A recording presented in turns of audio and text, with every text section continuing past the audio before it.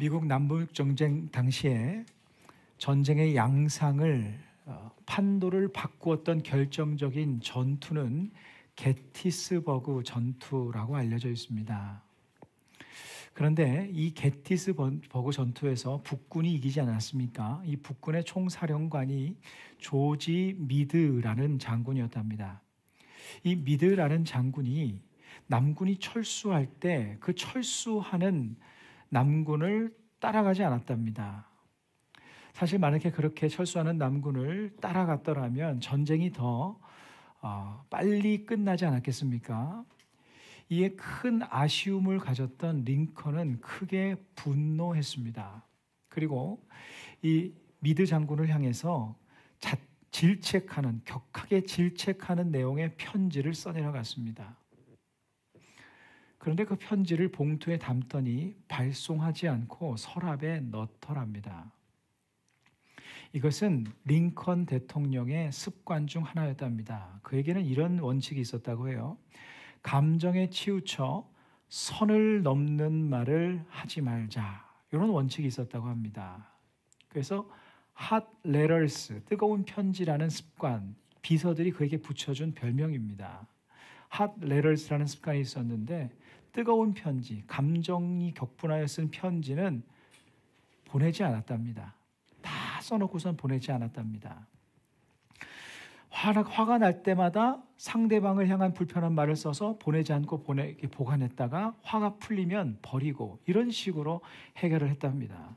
결국 그 편지는 미드 장군에게 전달이 안 됐답니다.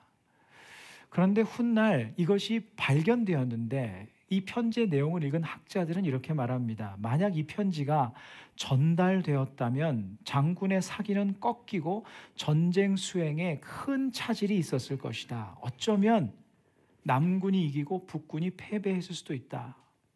노예제도가 폐기되지 않았습니까? 남북전쟁의 결과로 그것이 이루어지지도 않았을 것이다. 이렇게 평가할 수도 있는 그러한 편지 한 통이었던 것입니다. 역사가들은 링컨의 이른바 선을 지키는 습관, 그 hot letters의 습관이 그의 정치적 성공에 큰 역할을 했다고 평가합니다. 여러분, 그렇지 않습니까? 사람들과의 관계 속에서 이 선을 지키는 것이 참 중요하지 않습니까? 선을 넘으면 불편한 관계가 되고 분쟁이 일어나고 분노가 일어나고 또 증오가 일어나고 또 관계가 틀어지게 되고, 하지만 선을 잘 지키는 것이 우리 인생에 있어서 아주 참 중요한 지혜가 아닐 수 없습니다. 오늘 본문의 바울 또한 이 선을 지키기 위해서 엄청나게 노력을 하는 모습을 보여줍니다. 유대인들에게 지켜야 할 선 말이죠.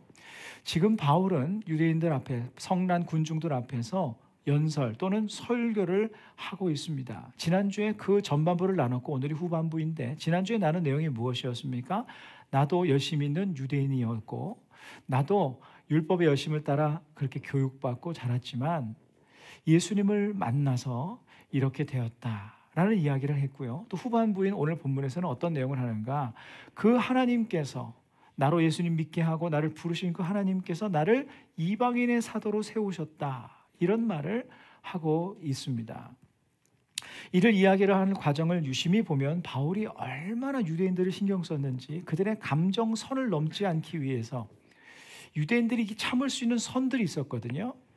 그렇게 안전하게 그들을 그 선 안에 가두고 자신의 말을 끝까지 할 수 있기 위해서 상당히 노력을 했습니다. 잠깐 전까지만 하더라도 유대인들은 바울을 죽이려고 하지 않았습니까? 그러니까 이게 성난 군중인데 이 바울이 이렇게 접근하자 유대인들이 잠잠하게 경청하게 되었습니다. 중간중간을 살펴보면 사도행전 22장 14절에서 우리 조상들의 하나님이 너를 택하여, 이것은 이제 아나니아의 표현인데 이것을 그대로 인용한 겁니다. 이 유대인들이 정말 좋아하는 표현이 뭔 줄 아십니까? 우리 조상들의 하나님이, 이겁니다. 유대인들끼리 우리 조상들의 하나님이, 아브라함의 하나님, 이삭의 하나님, 야곱의 하나님, 우리 조상들의 하나님이, 이 표현을 서두에 쓴 겁니다. 그러니까 유대인들이 일단 마음이 딱 놓이는 거죠. 그리고 또 좋아하는 표현을 합니다. 너를 택하셨다. 유대인들은 선민 사상으로 유명하지 않습니까? 하나님께서 우리 민족을 택하셨다. 이 말에 유대인들이 또 마음이 누그러지고, 14절 후반부에 보면 이렇게 표현합니다. 그 의인을 보게 하시고 이렇게 하는데 여기서 의인은 예수님입니다. 좀 이상하지 않으세요? 바울은 이런 식으로 표현한 적이 별로 없습니다. 그런데 특별히 유대인들 앞에서 그 의인을 보게 하셨다, 그 예수 그리스도를 보게 하셨다 말을 해야 되는 건데 의인이란 표현으로 이렇게 3인칭으로 바꾸어서 표현을 했습니다. 3인칭 대명사로. 그러므로 인해서 이 직접적인 언급을 피한 겁니다. 예수님에 대한 거부감이 있었거든요. 예수님의 그 십자가의 은혜를 받아들이지 못하고 불신하는 그런 거부감을 없애기 위해서 그 의인을 보게 하시고, 그러니까 또 이 의인이란 표현도 굉장히 익숙한 표현이거든요. 구약 성경에 보면 의인에게 복을 주시고 이런 표현이 많지 않습니까? 또 악인과 의인을 이런 표현이 많지 않습니까? 그러니까 이 익숙한 표현에 유대인들이 잠잠했던 것이죠. 또한 아라비아 광야에서 3년 만에 예루살렘에 돌아왔을 때, 이게 본문에서 예루살렘에 돌아왔을 때는 그냥 눈이 감겼다가 떠서 바로 예루살렘에 온 것이 아니라 아라비아 광야에서 3년의 기간이 지난 후에 예루살렘에 돌아왔을 때 이방인의 사도로 부르시는, 자신을 보내시는 하나님의 음성을 들었다, 이 얘기를 하는데요. 그 본문의 표현을 한번 보시면 17절과 18절입니다. 후에 내가 예루살렘으로 돌아와서 성전에서 기도할 때에 황홀한 중에 봄에 주께서 내게 말씀하시되, 이것은 사실 일어난 일 그대로이기는 하지만 바울이 특별히 이런 표현들을 쓴 겁니다. 유대인들이 좋아하는 표현만 다 골라 쓴 겁니다. 성전에서, 성전 중심의 사람들 아닙니까? 기도할 때의 경건의 핵심 아닙니까? 황홀한 중에 하나님의 환상을 보았다, 주의 음성을 들었다. 이거는 유대인들이 지난 수천 년간 선지자, 예레미 선지자, 예언자들로부터 들었던 그런 말들이에요. 그러니까 유대인들이 정말 좋아하는 표현만 집대성해 놓은 겁니다. 그러니까 바울이 얼마나 세심하게, 얼마나 정성 들여서 그들의 심기를 건드리지 않는 선을 지키려고 정말 노력했다는 것을 알 수 있습니다. 그리고 보십시오. 이 유대인들이 가장 싫어했던 표현이 무엇이었는가? 이방인들이었거든요. 바울을 싫어했던 이유가 이방인들에게 복음을 전하는 그런 것들이었습니다. 유대인들이 이방인을 상종하는, 상대하는 그런 것 때문에 싫어했는데, 이 이방인이란 표현을 오늘 본문의 제일 마지막에 가서야 살짝 얘기합니다. 21절입니다. 나더러 또 이르시되 떠나가라. 하나님의 음성입니다. 내가 너를 멀리 이방인에게로 보내리라 하셨느니라. 이게 마지막에 가서 딱 이야기하죠. 사실 아나니아를 만났을 때, 눈을 뜰 때 이미 아나니아가 했던 말입니다. 근데 그때에서는 이런 말을 했다는 말을 안 하죠. 안 하고 있다가 이제 마지막에 가서야 그들의 모든 마음을 다 이제 안정시켜 놨다가 마지막에 가서야 이방인에게 보내리라 하셨다 하라라고 말을 하게 된 겁니다. 그런데 역시나 유대인들은 이 말이 자신의 감정선을 건드려 버린 겁니다. 감정선이 무너진 것이죠. 이 부분에서 그들이 갑자기 폭발합니다. 유대인들에게 있어서요, 이방인들은요, 하나님의 사랑의 대상도 구원의 대상도 아니었습니다. 단순히 이방인이 짐승과 같다, 그냥 경멸한 것이 아니라, 단순히 그런 것이 아니라 역사적으로 볼 때 자신의 민족을 짓밟았던 사람들이 이방인들이었거든요. 여러분, 북이스라엘과 남유다가 어떻게 멸망했습니까? 여러분 예언서 읽고 계시잖아요. 지금 통독 중에 이방인들에 의해서 멸망당했습니다. 자신들을 다스리던 왕이 눈이 뽑히고 쇠사슬에 끌려가고 고통을 당하고 이런 일들을 눈앞에서 보았습니다. 그 극명한 모습을 보여주는 사람이 바로 요나 선지자 아닙니까? 그러니까 유대인들의 마음속에 이 이방인들을 멸망당해야 될 사람이지 구원받을 대상이 아니야, 사랑의 대상이 아니야, 이런 겁니다. 그런데 그 이방인들을 향해서 너를 보내셨다고? 이거는 용납될 수 없는 말이다. 이게 유대인들의 이해였습니다. 하나님께서 그들을 용서하시고 사랑하시고 당신을 요나처럼 보내신다? 안 된다라는 것이죠. 그래서 오늘 본문 바로 다음 절에 지금 바울이 이방인에게로 보내리라 하셨느니라 말을 한 그 바로 다음 절에 22절 23절에 이렇게 행동합니다. 이 말하는 것까지 그들이 듣다가, 이걸 보면 그들이 경청하다가 이런 표현입니다. 원문을 보면 그때까지는 괜찮았다 이겁니다. 소리질러 이르되, 이방인이란 말이 나오자 소리질러 이르되 이러한 자는 세상에서 없애버리자, 살려둘 자가 아니라 하여 떠들며 옷을 벗어 던지고 티끌을 공중에 날리니, 이것은 소동을 일으키고 죽이려 들 때 하는 행동이었습니다. 갑자기 그들이 다시 폭도로 변해버린 거예요. 유대인들은 선을 넘은 바울의 말에 격분하였습니다. 자, 그럼 한번 보십시오. 제가 한번 묻습니다. 바울이 조심하면서 유대인들의 심기를 건드리지 않으려는 모습이 잘못된 것이었습니까?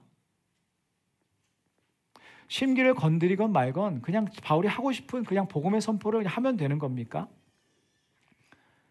그렇지 않습니다. 바울은 사사로운 욕심이나 욕망으로 인해서 그들의 선을 건드리지 않기 위해서 한 것이 아닙니다. 그들이 두려워서 눈치를 본 것도 아닙니다. 복음을 전하고 유대인들을 구원하기 위한 목적이었습니다. 그러므로 우리 또한 이런 바울의 모습을 본받을 수 있어야 합니다. 오늘날 크리스찬이라는 이름을 가지면서 복음을 소유한, 사랑의 하나님의 이름을 소유한 이름을 가진 크리스찬이라는 사람들이 선을 넘는 행동을 하는 경우가 너무나 많습니다. 함부로 행동하는 경우가 너무나 많습니다. 지켜야 할 언행의 선을 아무렇지도 않게 넘는 사람들이 너무나 많습니다. 크리스찬이라는 이름을 가진 사람들이 함부로 욕하고 함부로 거친 말을 하고 함부로 모욕하는 말들을 합니다. 이건 크리스찬으로서의 선을 넘는 언행입니다.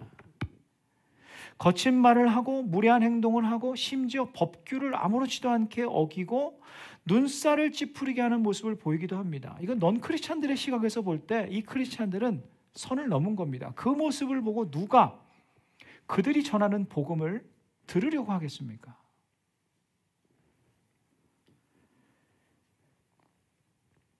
사랑을 말하는 크리스찬이 남을 비방하고 정죄하는 모습, 선을 넘은 겁니다. 섬김을 말하는 크리스찬이 이기적인 삶으로 가득한 모습, 선을 넘는 신앙인의 모습입니다. 비난의 대상만 될 뿐입니다. 그러므로 우리도 이 바울의 모습처럼 크리스찬으로서 복음의 통로가 되기 위해 우리가 지켜야 할 윤리적인 선이라든지 도덕적인 선이라든지 또 감정적인 선이라든지 이런 것들을 지켜나는 것은 굉장히 소중하고 중요한 지혜가 아닐 수 없습니다. 그런데 사실 오늘 본문에서 정말 말하고자 하는 이 본문을 통해서 하나님께서 우리에게 말씀하고자 하시는 것은 무엇일까요? 선을 잘 지켜라? 그 정도일까요? 선을 지키는 크리스찬이 되라? 뭐 그런 것은 사실 도덕적인 메시지 아닙니까? 그렇다면 선을 지킬 필요가 없다? 이런 얘기 아닙니다. 바울이 정말 유대인들에게 하고 싶었던 이야기가 무엇이었을까요? 여러분, 오늘이 바울의 설교의 지난주부터 마지막 부분인데 이 모든 과정을 통해서 바울이 정말 하고 싶었던 얘기는 무엇이었을까? 유대인들이여, 이방인들을 향한 증오의 선을 극복하십시오. 이거였을까요? 한번 묻습니다. 그렇게 하면 그들이 극복했겠습니까? 전혀 못했을 겁니다. 또는 십자가 은혜, 예수 그리스도의 십자가 은혜를 받아들이지 못하는 불신의 선을 당신들 넘어야 된다. 이런 얘기일까요? 궁극적으로는 맞을 수 있지만 아닙니다. 바울이 그런 말을 한들 그들이 바울의 설교에 귀를 기울일 리가 없습니다. 왜 그러냐? 바울도 20년 전에 그 유대인들 가운데 있었거든요. 그리고 자기의 자리에 스데반이 서 있었거든요. 스데반이 바울보다 더 위대한 설교를 했습니다. 그런데 바울이 어떻게 했습니까? 청년 사울의 때에 그를 돌로 쳐 죽이는 데에 동조하였을 뿐만 아니라 그 일에 앞장섰습니다. 바울은 지금 유대인들을 설득하기 위해서 이런 말 하는 거 아닙니다. 증오의 선을 거두어라, 불신의 선을 거두어라, 이렇게 설득하려고 하는 건 아닙니다. 그들이 자신의 말을 듣고 불신과 증오의 선을 넘을 거라고 기대하거나 상상하지도 않았습니다. 그럼 도대체 바울은 왜 그렇게 자신을 위태롭게 하면서까지 그런 이야기를 했을까요? 그런 설교를 했을까요? 바울이 정말 하고자 했던 말, 바울의 의도는 무엇이었을까요?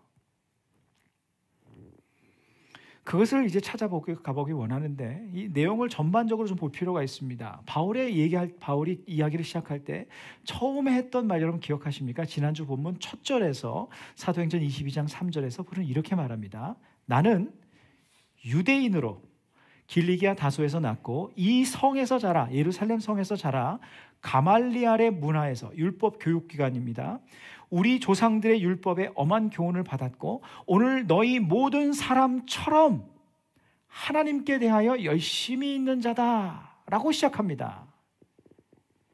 이게 설교의 첫 부분이었어요. 나는 당신들과 똑같은 배경을 가진 유대인이다.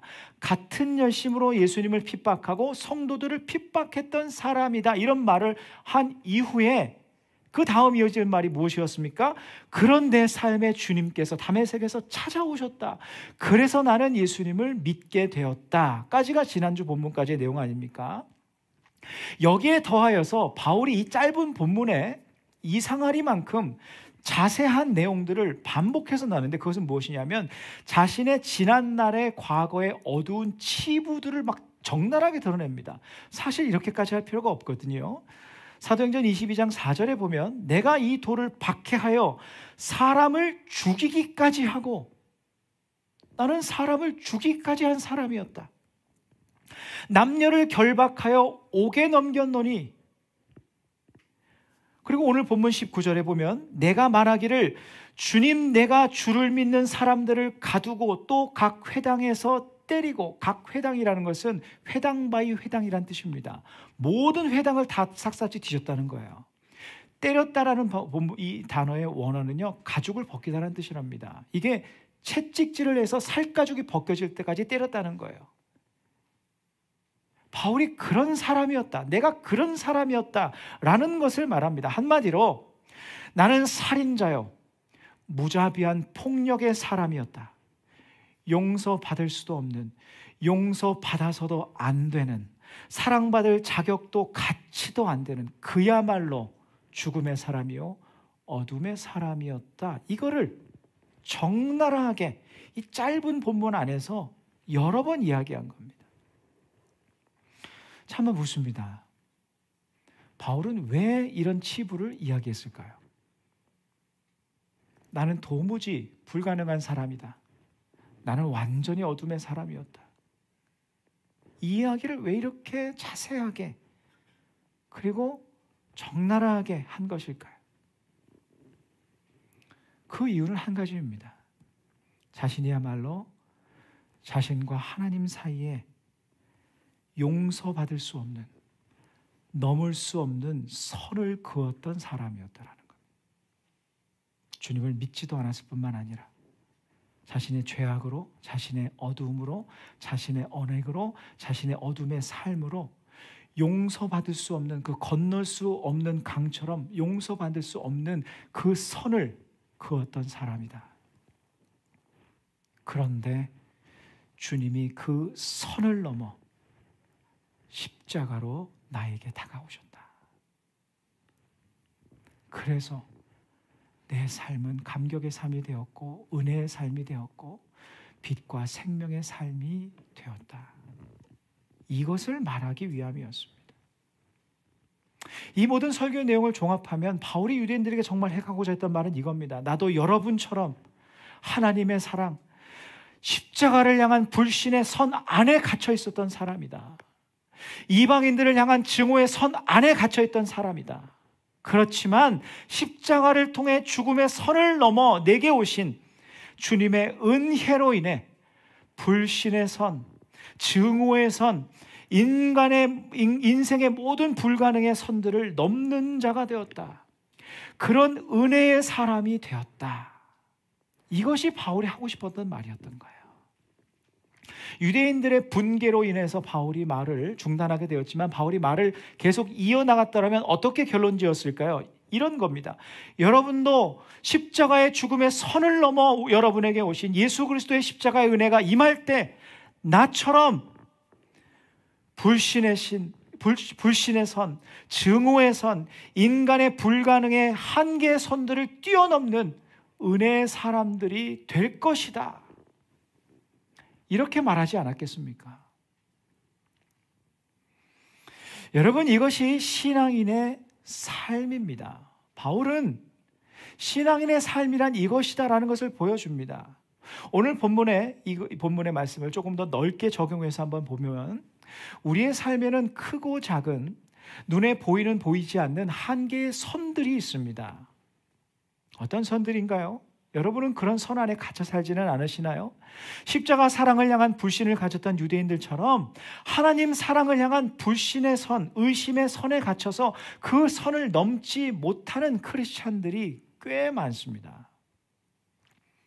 그래서 절망하고 좌절하고 하나님을 바라보지 못하는 사람들이 꽤 많습니다. 자신의 이성으로 이해되지 않기에 예수님의 십자가를 믿지 못했던 유대인들처럼 내가 이해할 수 없는 하나님의 인도하심으로 인해 지금의 내 상황으로 인해서 하나님을 향한 원망의 선이 그어지고 그 선 너머에 하나님을 바라보지 못하고 하나님께 나아가지 못하는 사람들이 참 많이 있습니다. 근데 저는 이것은 얼마든지 있을 수 있는 모습이라고 생각합니다. 그러나 그때 우리는 무엇을 기억해야 하는가? 주님께서 우리의 인생에 어떤 선을 넘어 들어오셨는지를 다시 기억해야 합니다. 주님께서 우리를 사랑하사 우리를 얻으시기 위해서 그분께서 넘으신 선은 십자가라는 죽음의 선이었습니다. 여러분, 누군가를 사랑할 때 그 사랑의 진실성을 증명하기 위해서 하는 것이 무엇입니까? 희생입니다. 희생이 없는 사랑은 사랑이 아니지 않습니까? 희생하지 않고 말로만 사랑하는 것을 누가 못합니까? 그런 사랑을 누가 사랑이라고 믿습니까? 우리는 사랑할 때 희생하게 되어 있습니다. 내 에너지를, 나의 시간을, 나의 돈을, 나의 자존심을 희생시킵니다. 그런 많은 희생들을 통해서 그 사람의, 그 대상을 향한 사랑의 진실함이 증명되는 겁니다. 그렇다면 십자가의 희생은 무엇을 의미하는 것입니까? 생명을 희생하여 보여주신 우리를 향한 하나님의 사랑의 증명이었습니다. 우리를 향한 하나님의 사랑은 언제나 진실하고 언제나 신실하고 결코 실패하지 않을 거란 그분의 약속이었습니다. 예수님께서는 그 십자가라는 죽음의 선을 넘으심으로, 그리고 아버지 하나님께서는 하나밖에 없는 독생자 예수 그리스도를 십자가 죽음에 내어주시는 그 죽음보다 더한 고통의 선을 넘으심으로 우리를 향한 실패하지도 포기하지도 실수하지도 않으시는 주님의 사랑을 영원히 약속하신 겁니다. 우리는 지금 그 주님의 십자가의 약속의 은혜를 누리며 살아가는 순간순간들을 살고 있습니다. 지금 우리의 삶은 그분의 십자가의 은혜가 임하고 있는, 포기하지 않겠다, 내가 실수 없이 실패 없이 너의 삶에 예비된 은혜로 너를 인도하겠다 하신 그 은혜가 임하는 순간들이 우리의 삶의 모먼트들입니다. 그러므로 우리의 인생의 어려운 문제들로 인해서 하나님을 향한 믿음과 신뢰를 갖지 못하고 오히려 불신의 선, 원망의 선들에 갇혀 있을 때 우리는 나의 힘으로 그것을 넘을 수 있다는 생각을 일단 접고 그 모든 한계의 선들을 넘게 하시는 하나님의 은혜, 나를 포기하지 않으시는 그 십자가의 은혜가 내 삶을 향하고 있다, 내 삶에 하나님의 은혜가 가득 채워지고 있다라는 것을 기억해야 합니다. 이것이 바울이 인생의 한계의 선을 넘게 된 비결입니다. 바울은 불신할 수밖에 없는 상황, 원망할 수밖에 없는 상황에서 십자가 죽음의 선을 넘어 자신에게 오신 주님의 사랑과 은혜를 기억했습니다. 그리고 자신의 삶을 향한 사랑의 계획에 결코 실패하거나 실수하지 않으실 하나님의 은혜를 믿고 그 하나님께 자신의 삶을 맡기며 살았습니다. 그 은혜에, 사랑의 계획에 자신의 삶을 맡길 때 증오의 선도 넘을 수 있게 된 것이고 불신의 선도 넘을 수 있게 된 것입니다. 여기서 한 가지 우리가 근데 기억해야 할 것이 있습니다. 우리 인생의 한계의 선들은 하나님께서 예비하신 은혜와 인도하심 속에서 하나님께서 넘게 하시는 은혜가 있지만 우리가 그 전에 넘어야 할 선이 있다는 겁니다. 어떻게 보면 두 가지 선이 우리에게 있는데 하나는 무엇인가? 외적인 한계의 선들, 우리의 상황의 선들, 환경의 선들, 문제의 선들이 있는가 하면 그 선들로 인해 내 안에 하나님을 향해 가려워져서 넘어가지 못하는 선들이 있다는 겁니다. 바로 불신의 선들, 의심과 불평과 원망과 좌절과 절망과 이런 내면의 선들이 있다는 겁니다. 이 내면의 선을 우리가 먼저 넘어가야 됩니다. 주님의 사랑과 능력을 향한 믿음으로 그런 내면의 선들을 넘어갈 때 우리의 삶의 외적인 한계의 선들을 주님께서 넘게 하시는 경우가 너무나 많습니다. 예를 들어 보겠습니다. 여러분, 홍해라는 그 절망의 선, 죽음의 선은 모세도 이스라엘도 결코 넘을 수 없는 선이었습니다. 그들의 힘으로 넘을 수 없는 선이었습니다. 그러나 중요한 것은 무엇이었는가? 그 홍해 앞에서, 홍해라는 한계에 갇혀서 하나님을 원망하고 하나님께 불평하는 그 선을 이스라엘 백성들은 넘지 못했습니다. 그러나 그 선을 넘어 위대한 능력을 행하실 하나님을 향한 신뢰로 한 사람 모세가 섰을 때 그 불신과 원망의 선을 넘은 그 한 사람 모세로 인해 홍해가 갈라지는 역사가 일어났습니다. 철행성 여리고성은 이스라엘 백성들이 넘을 수 없는 한계의 선이었습니다.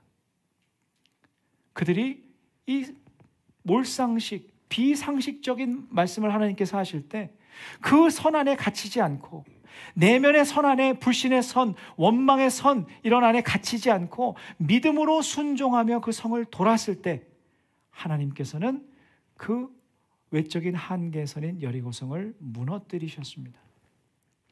골리앗은 다윗의 힘으로 넘어갈 수 있는 외적인 선이 아니었습니다. 골리앗은요, 백전노장, 늙은 사람은 아니었지만 장수였습니다. 힘이 장사였고 키가 컸고 싸움에 능한 자였습니다. 다윗은 전투 훈련을 받은 적이 한 번도 없었습니다. 그가 이길 수 있는 외적인 한계가 아니었습니다. 그러나 다윗이 하나님을 바라보며 내면의 두려움이란 선을 넘었을 때 하나님은 골리앗이라는 외적인 불가능의 선을 넘게 하셨습니다. 우리가 정말 넘어야 할 선은 내 상황의 한계적인 상황, 환경, 문제 이런 선들이 아닙니다. 그런 선은 하나님의 은혜로 하나님께 내 삶을 맡기며 이미 내 삶에 임하신 예비하신 하나님의 은혜를 맡기며 내 삶을 맡기며 믿음으로 살아가는 수밖에 없습니다.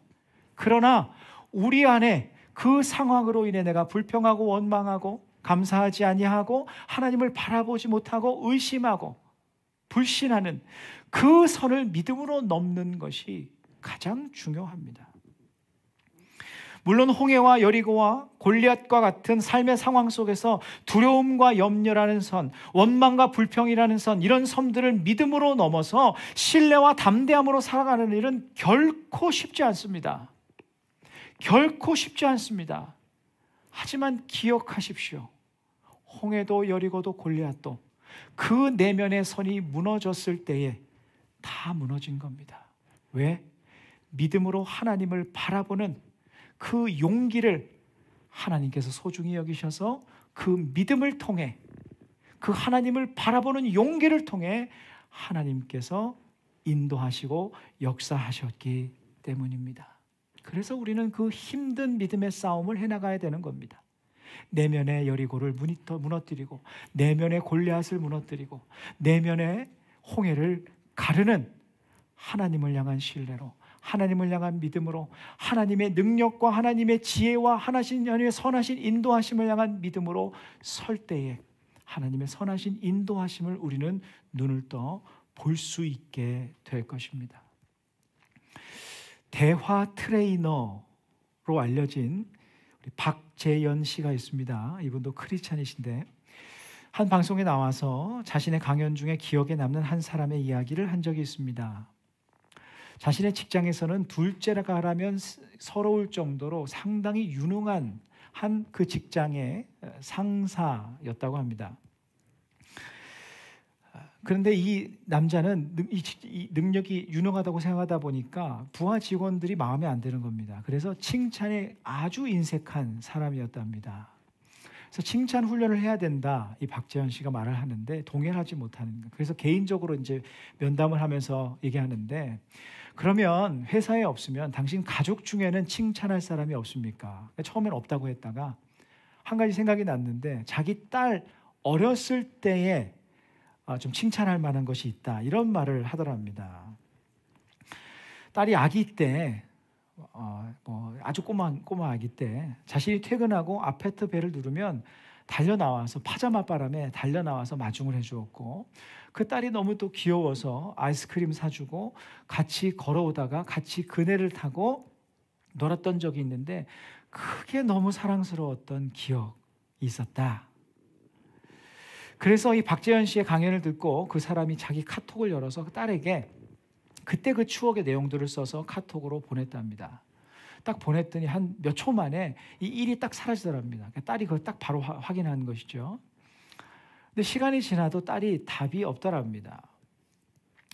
그렇게 그분과 헤어진 후에 몇 달 후에 다시 이 박재현 씨와 그 남성분이 만나게 되었는데, 딸이 4일 만에 답장을 했는데 그때는 아이가 우울증이 있었고 그래서 학교 생활도 너무너무 힘들고 아이가 너무 죽고 싶어 했던 때였답니다. 그래서 그날 학교도 안 가고 버스 정류장에 우울해서 앉아 있는데 그날 아침에 마침 그때 아빠가 보낸 그 메시지를 받게 된 겁니다. 그런데 그 내용이 이것이었습니다. 우리 딸 기억나니? 너 아주 어릴 때 아빠 손잡고 아이스크림도 먹고 아빠가 그네를 밀어줬었는데 아빠가 문득 그 생각이 났다. 너무 고맙다. 아빠에게 이런 좋은 추억을 줘서. 이렇게 보낸 겁니다. 그래서 4일 후에 딸이 답장을 했는데 전체 보기를 눌러야 할 만큼 그 답장을 길게 했더랍니다. 그런데 그 제목이 무엇이었냐면 나를 살린 우리 아빠에게 였습니다. 아빠에게 문자를 받고 그 말에 그 딸이 바로 답을 할 수 없었던 이유는 자신이 너무 힘들고 괴로웠기 때문이었다고. 학교도 가기 싫고 죽고만 싶었던 그때 아빠에게 문자가 왔다. 그리고 아빠가 말한 그 어릴 때가 자기도 기억이 난다면서 자기한테 힘을 줘서 고맙다며 아빠에게 답장을 했답니다. 아빠의 서툰 칭찬 한마디가 그 딸 아이, 우울증으로 고생하며 고민하는 딸 아이의 생명을 살린 겁니다. 이렇게 표현에 미숙한 아버지의 말도 딸을 살렸는데 우리의 참 부모이신 너무나 표현을 잘 하시는 진실하신 아버지 하나님의 말을 우리는 매일 듣고 있지 않습니까? 매일 하나님의 말씀을 묵상하며 매주 하나님 앞에 나와 설교를 들으며 우리를 향한 그 사랑의 뜨거운 메시지, 은혜의 메시지, 하나님의 말씀을 우리는 끊임없이 듣는데 우리의 모습은 어떠하냐는 겁니다. 하나님은 얼마나 우리에게 이런 표현을 많이 하십니까? 야, 나는 내가 얼마나 좋은지 몰라. 나는 얼마나 네가 사랑스러운지 몰라. 너의 모습이 어떠해도 나는 언제나 너를 사랑했고 너를 포기한 적이 없어. 지금도 나는 너를 얼마나 사랑하는지 몰라. 이것이 우리가 매일 묵상하는 성경에서 읽는, 매주일 듣는 설교에서 듣는 살아계신 하나님의 음성이 아닙니까? 여러분 생각해 보십시오. 십자가의 죽음의 선을 넘으신 그분께서 우리 인생의 어떤 한계의 선인들 넘지 못하시겠습니까? 그분의 사랑과 능력으로 우리가 넘지 못할 한계선이 어디에 있겠습니까? 바라기는 주님을 향한 그 신뢰로 우리 안에 넘어야 할 절망의 선, 불신의 선을 이제 넘어가십시오. 그리고 믿음으로 하나님을 찬양하고 하나님께 삶을 맡겨드리고 하나님을 예배하는 믿음의 사람, 신뢰의 사람, 참 평안과 하나님을 향한 신뢰로 인해서 기뻐하는 그러한 삶을 살아가십시오. 그 삶은 나를 위해 예비된 은혜의 자리를 향한 힘찬 발걸음이 될 것입니다. 그것이 바울의 삶이요, 그것이 믿음의 조상들의 삶이요, 그것이 우리 모두의 삶이 되기를 간절히 소망합니다.